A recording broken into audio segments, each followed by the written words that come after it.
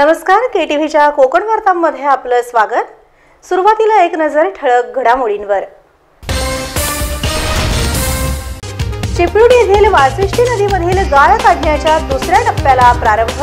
पाटबंधारे आणि नाम फाउंडेशनमुळे कोकणातील सर्व नद्या गाळमुक्त होण्याची शक्यता। विचित्र हवामानाचा आता नारळ उत्पादनावरही होऊ लागला परिणाम। तज्ञांच्या बैठकीत धक्कादायक माहिती आली समोर।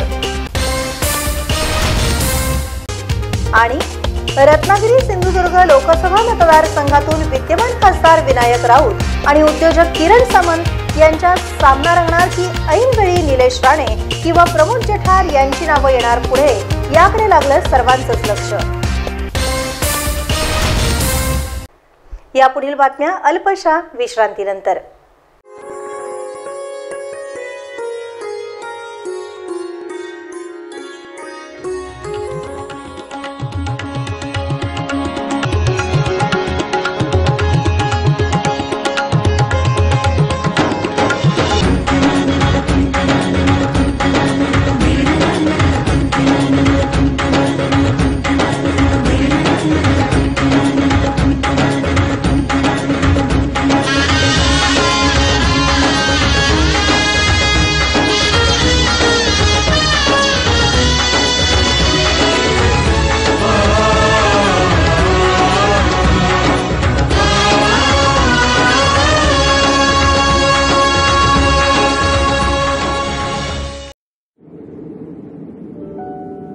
समंदर की गोद में पला है तू,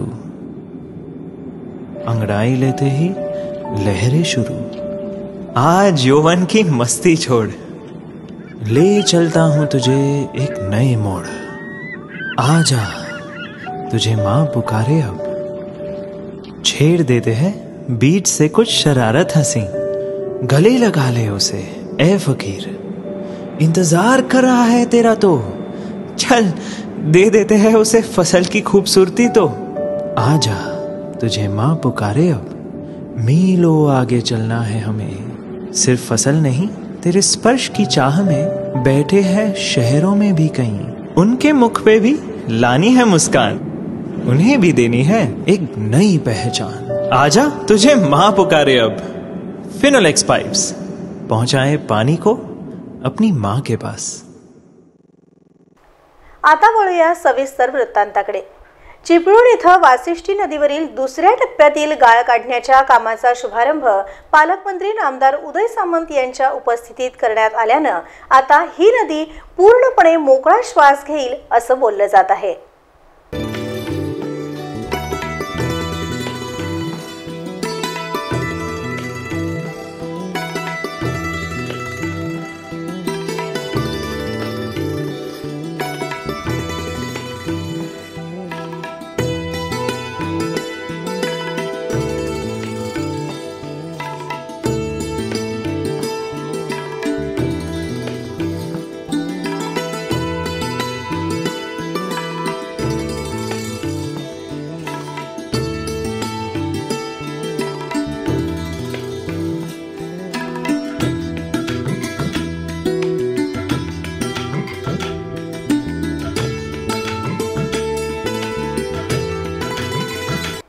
चिपळूणात आलेल्या महापुराला कोयनेचं पाणी जबाबदार की वासिष्ठी नदीतील गाळ, यावर महाभारत घडलं आणि अखेर गाळामुळेच महापूर आल्याचं जवळपास ठरलं आणि तेव्हापासून गाळ काढण्याचा निर्णय झाला।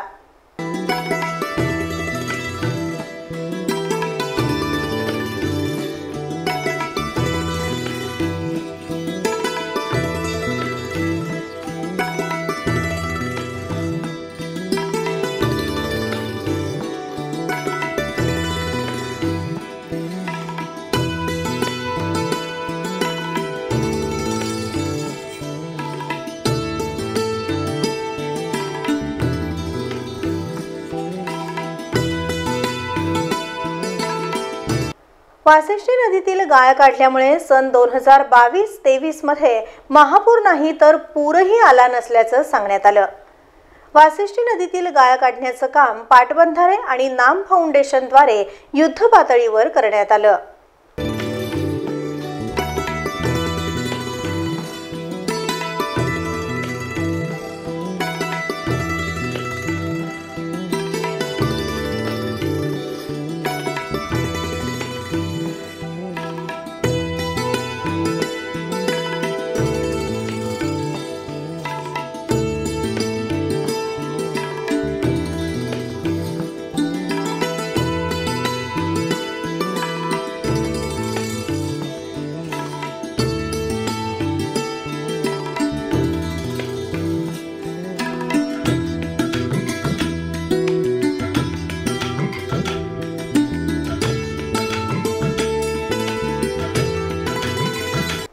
2 वर्षात मोठ्या प्रमाणात गाळ काढण्यात आला असला तरी वाशिष्ठी नदी गाळमुक्त करण्याचा निर्णय घेण्यात आला आणि आता दुसऱ्या टप्प्यातील गाळ काढण्यास सुरुवात करण्यात आल्यानं ही नदी नक्कीच मोकळा श्वास घेईल असं बोललं जात आहे.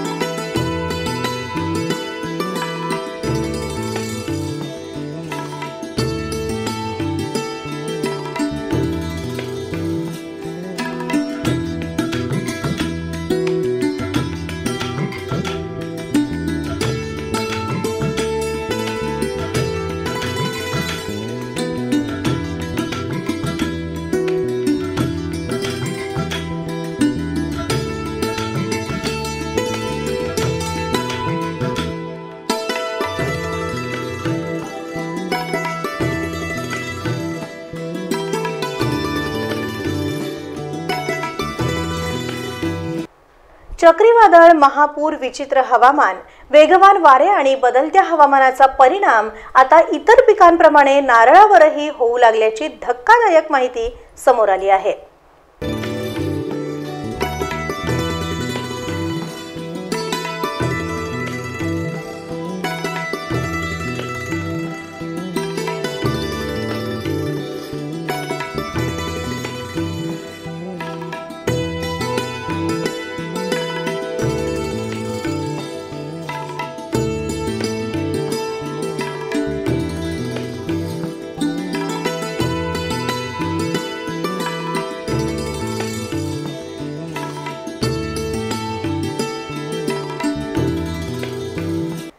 जागतिक नारळ दिनाचं औचित्य साधून रत्नागिरी, दापोली आदी ठिकाणी बदलत्या हवामानाचा नारळ उत्पन्नावर परिणाम या विषयावर चर्चासत्राचं आयोजन करण्यात आलं होतं.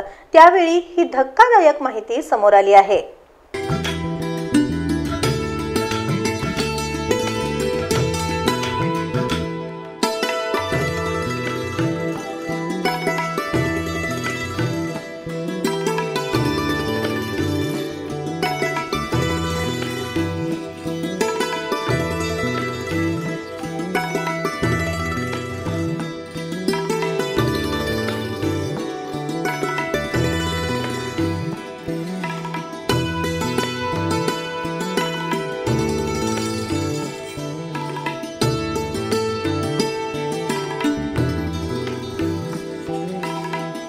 बदलत्या वातावरणाचा आंबा, काजू, फणस, मासेमारी यासह आता नारळावरही परिणाम होण्यामागचं कारण काय याबाबत भाटी येथील प्रादेशिक नारळ संशोधन केंद्राचे प्रमुख डॉक्टर किरण मालशे यांनी सविस्तर माहिती दिली.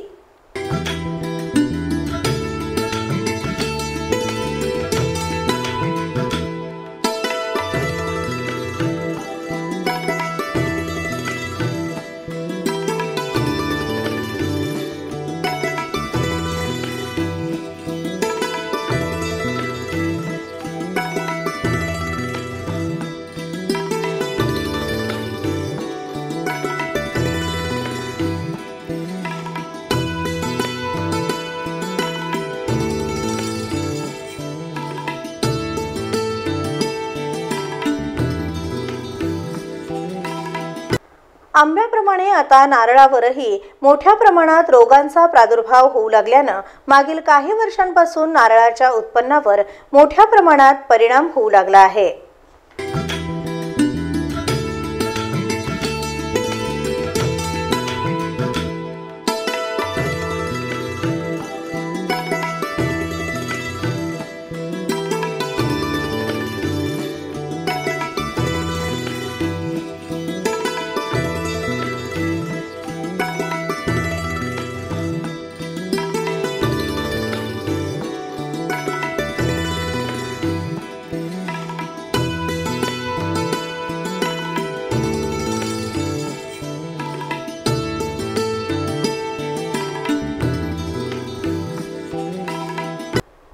8 दिवसांपूर्वी रत्नागिरी आणि सिंधुदुर्ग जिल्ह्यातील नेते आणि प्रमुख कार्यकर्त्यांची बैठक मुंबई इथल्या मातोश्रीवर उद्धव ठाकरे यांच्या उपस्थितीत पार पडली आणि त्यामध्ये खासदारकीसाठी पुन्हा विनायक राऊत यांच्या नावावर शिक्कामोर्तब करण्यात आलं असल्याची माहिती समोर आली आहे।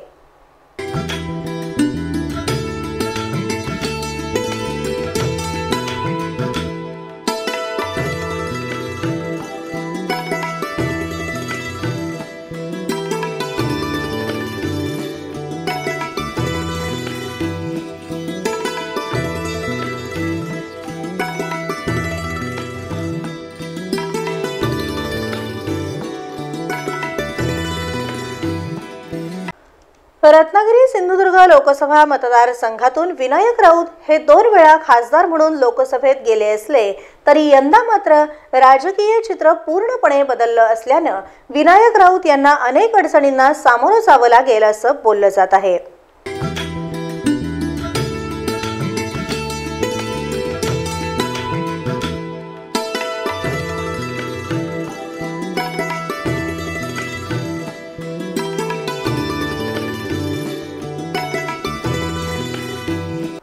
मातोश्री इथं उद्धव ठाकरे यांच्या प्रमुख उपस्थितीत पार पडलेल्या महत्त्वाच्या बैठकीकरता खासदार विनायक राऊत, आमदार वैभव नाईक, गौरी शंकर खोत, प्रदीप बोरकर, संदेश पारकर, सतीश सावंत आदी ठाकरे गटाचे प्रमुख नेते उपस्थित होते।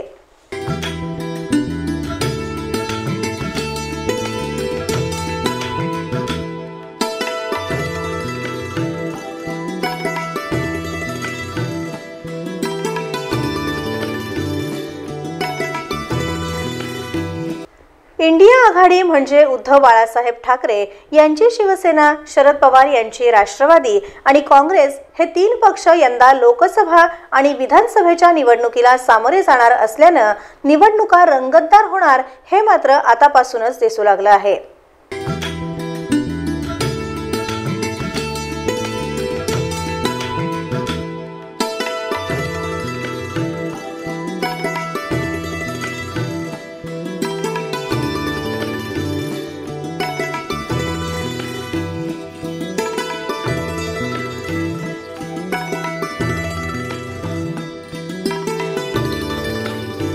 एकीकडे इंडिया आघाडीकडून विद्यमान खासदार विनायक राऊत यांच्या नावावर शिक्कामोर्तब करण्यात आला असला तरी महायुती म्हणजे मुख्यमंत्री एकनाथ शिंदे यांची शिवसेना, अजित पवार यांची राष्ट्रवादी आणि भाजप या 3 पक्षाचा उमेदवार कोण असेल यावर आतापासूनच चर्चा रंगू लागली आहे।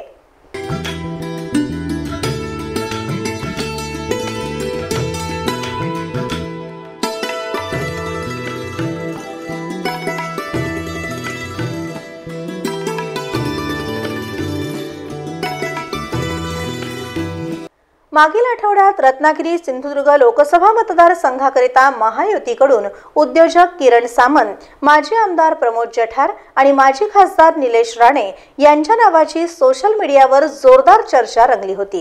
त्यामुळे आता पुढील काही महिन्यातच कोण असेल इंडिया आघाडी आणि महायुतीचा उमेदवार हे लवकरच समोर येईल।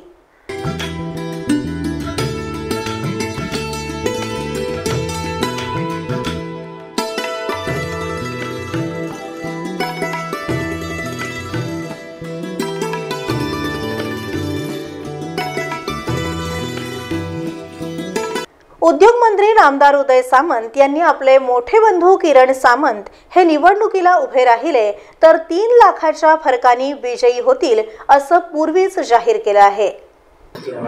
मी स्वतः मंत्री म्हणून उद्योग मंत्री एकनाथ शिंदे साहेबांबरोबर शिवसेनेमध्ये काम करतो।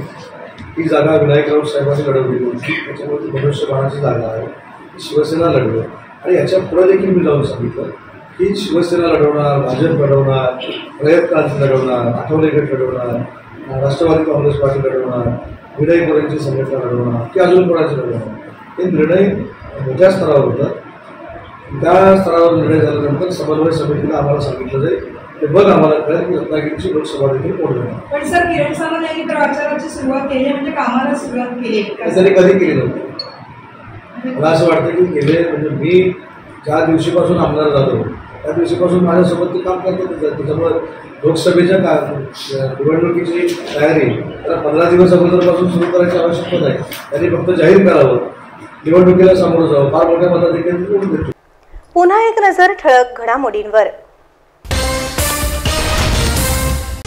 चिपळूण येथील वाशिष्ठी नदीमधील गाळ काढण्याच्या दुसऱ्या टप्प्याला प्रारंभ. पाटबंधारे आणि नाम फाउंडेशनमुळे कोकणातील सर्व नद्या गाळमुक्त होण्याची शक्यता. विचित्र हवामानाचा आता नारळ उत्पादनावरही होऊ लागला परिणाम. तज्ज्ञांच्या बैठकीत धक्कादायक माहिती आली समोर. आणि रत्नागिरी सिंधुदुर्ग लोकसभा मतदारसंघातून विद्यमान खासदार विनायक राऊत आणि उद्योजक किरण सामंत यांच्यात सामना रंगणार की ऐनवेळी निलेश राणे किंवा प्रमोद जठार यांची नावं येणार पुढे, याकडे लागलं सर्वांचंच लक्ष. यासोबतच हे बातमीपत्र संपलं. नमस्कार.